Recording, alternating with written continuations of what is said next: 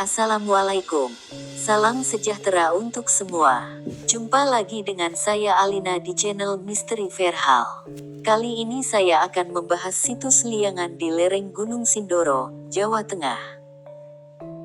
Sucipto tak pernah menyangka jika di sekitar rumahnya terdapat pemukiman tua pada zaman Mataram kuno, yang kira-kira dibangun pada abad ke-8 hingga 10 Masehi. Sucipto tinggal di Desa Purbosari, Kecamatan Ngadirejo, Kabupaten Temanggung.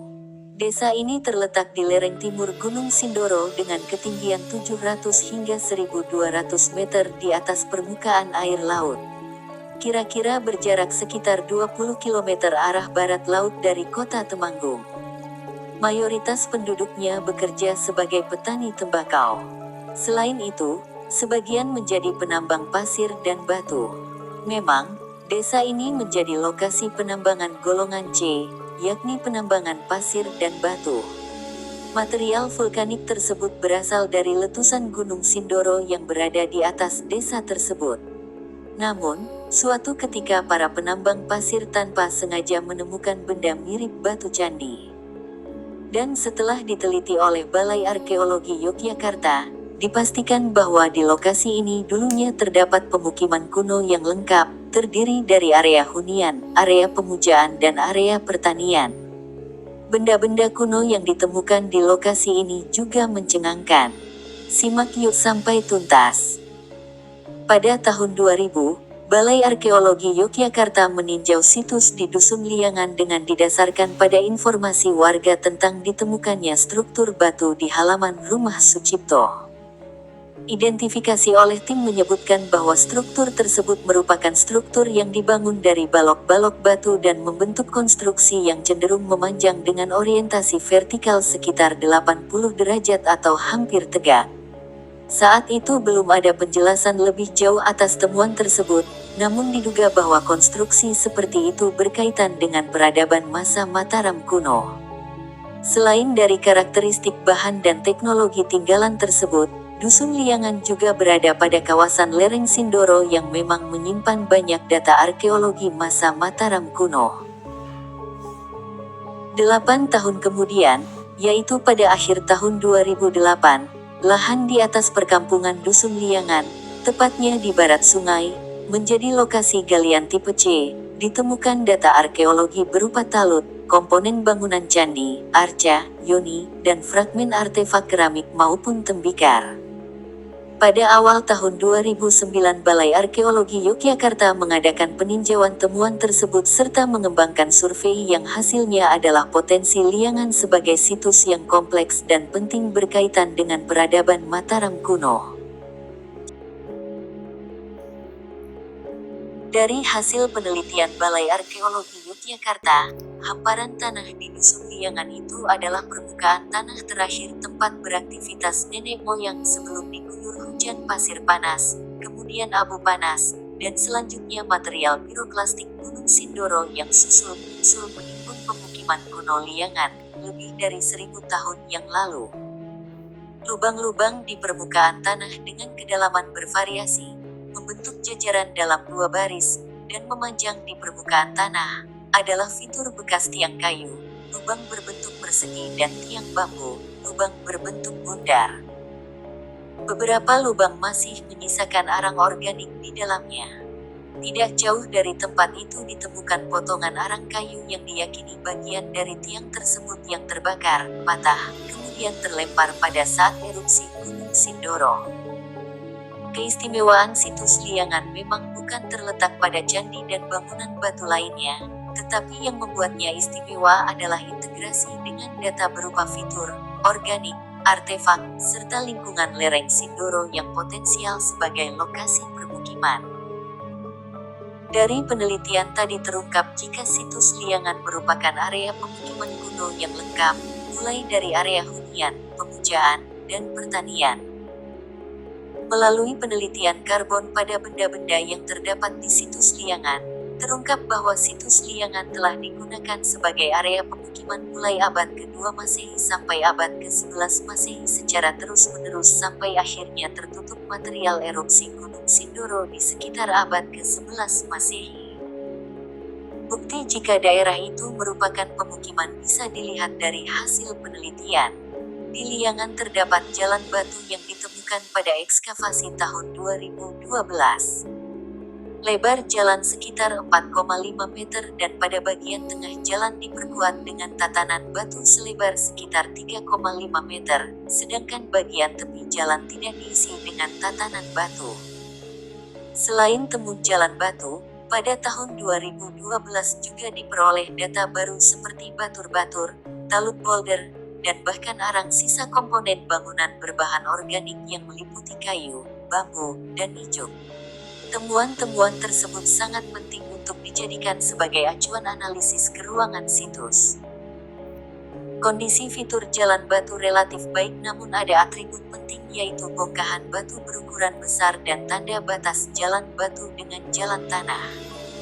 Batu tersebut diduga merupakan material vulkanis yang sudah ada sebelum Liangan dihuni, jadi bukan material dari letusan abad ke-11.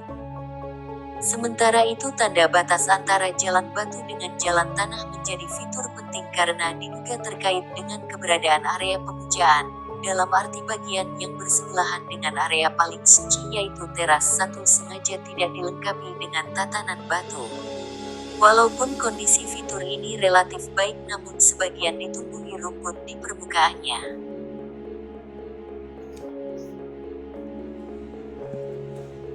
Seperti sudah saya sebutkan, situs pemukiman ini terdiri dari area hunian, area pemujaan dan area pertanian.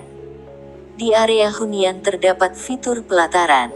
Fitur pelataran dilindungi dengan talut boulder setinggi sekitar 1,5 meter. Permukaannya padat, relatif rata, ada tatanan boulder lainnya sebagai pembagi halaman.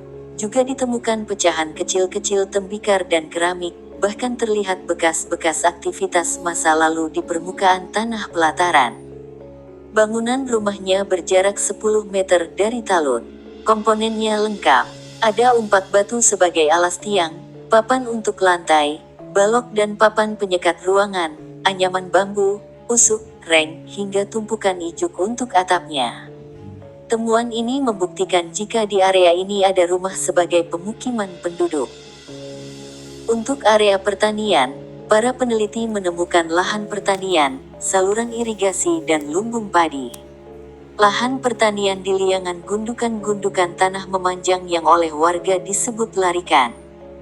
Fitur dua larikan tersebut merupakan indikasi bentukan lahan pertanian kuno, selain itu juga ditemukan cetakan batang-batang tanaman di antara larikan itu. Kondisi fitur lahan pertanian ini sekarang tidak diketahui karena tidak terlihat dan tampak rata dengan tanah di sekitarnya.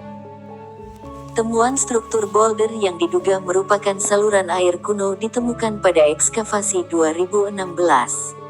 Ada 5 lajur struktur boulder yaitu satu struktur tunggal yang paling kanan dan letaknya agak di bawah, dan 2 struktur ganda di atasnya. Saluran air itu berada di antara 2 gundukan tanah yang memanjang. Peneliti menduga, di antara gundukan itu dialiri air untuk pertanian. Saluran air juga ditemukan di depan cerat Yoni Bundar. Fitur saluran air ini ditemukan dalam ekskavasi tahun 2017 di lokasi yang secara hipotesis merupakan area pertanian. Di sekitarnya banyak ditemukan pecahan artefak berbahan keramik dan tembikar. Di depan cerat Yoni ditemukan kalenan atau saluran air kecil, tanda bahwa ada hubungan fungsi antara Yoni sebagai sarana upacara kesuburan dan kalenan sebagai pembagi air di area pertanian. Sekarang, kondisi fitur saluran ini tertutup material sehingga tidak tampak lagi. Para peneliti juga menemukan bangunan yang diduga sebagai lumbung padi. Hipotesis bangunan lumbung padi ini didasarkan pada hasil penelitian tahun 2020 oleh Balai Arkeologi Yogyakarta di lokasi temuan konsentrasi arang yang masih dalam matriks vulkanis. Jenis bahan organik yang dapat diidentifikasi diantaranya berupa kayu, bambu, dan arang gabuh. Arang kayu dan bambu merupakan komponen bangunan sedangkan arang gabuh merupakan sisa padi yang disimpan di dalam bangunan tersebut.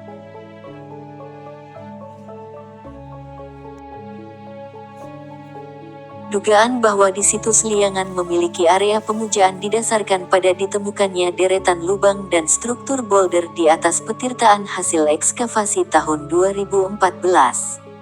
Lokasi ini berada di antara teras area pemujaan. Deretan lubang yang berada di antara struktur boulder ini diduga bekas tiang-tiang yang fungsinya belum diketahui. Kemungkinan merupakan pagar sebagai pembatas antar teras. Lubang-lubang tersebut ada yang berbentuk bundar dan ada yang berbentuk persegi. Kemungkinan lubang yang berbentuk persegi merupakan bekas tiang kayu dan yang berbentuk bundar adalah bekas tiang bambu. Awalnya lubang-lubang tersebut diisi dengan pasir halus sebagai upaya konservasi darurat. Sekarang lubang ini tidak terlihat, kemungkinan karena terisi material yang terbawa air ketika hujan dan tertutup rumput. Selain deretan lubang di atas petirtaan, peneliti juga mendapatkan deretan lubang dan struktur boulder di tepi jalan batu. Lubang ini ditemukan pada ekskavasi tahun 2018.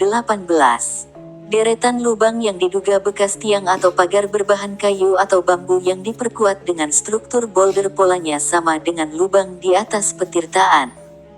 Pola tersebut membentuk dua deretan lubang berbentuk bundar dan sebagian persegi, masing-masing berjarak sekitar 30 cm dalam garis lurus.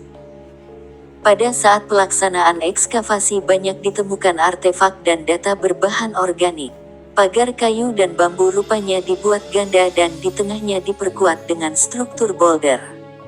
Dengan demikian, walaupun pagar candi hanya sampai pada teras, tetapi ada sekat berupa pagar berbahan organik yang memisahkan antara area pemujaan dengan jalan batu. Mengapa pemukiman kuno itu bisa terkubur tanah selama lebih dari 1000 tahun? Ahli arkeologi Sugeng Riyanto mengatakan, pada abad ke-11 diduga terjadi letusan Gunung Sindoro dalam skala besar. Dari letusan itu dimuntahkan jutaan meter kubik material yang menerjang dan menghanguskan apapun yang dilewatinya, termasuk pemukiman kuno Liangan. Letusan ini terjadi berulang kali sehingga permukiman Liangan kuno akhirnya seperti ditelan bumi. Akibatnya, permukiman Liangan kuno terkubur oleh material vulkanis berupa pasir, kerikil, abu, dan bebatuan dalam lapisan yang sangat tebal. Material yang mengubur kompleks Liangan ini merupakan aliran piroklastik atau awan panas Sindoro. Kompleks ini terkubur dalam satu kali periode letusan karena tak ada perlapisan yang menunjukkan perulangan aliran piroklastik, ujar Helmi Murwanto, geolog Universitas Pembangunan Nasional Veteran Yogyakarta. Volume letusan yang sangat besar mengisi lembah dan meluap ke pemukiman.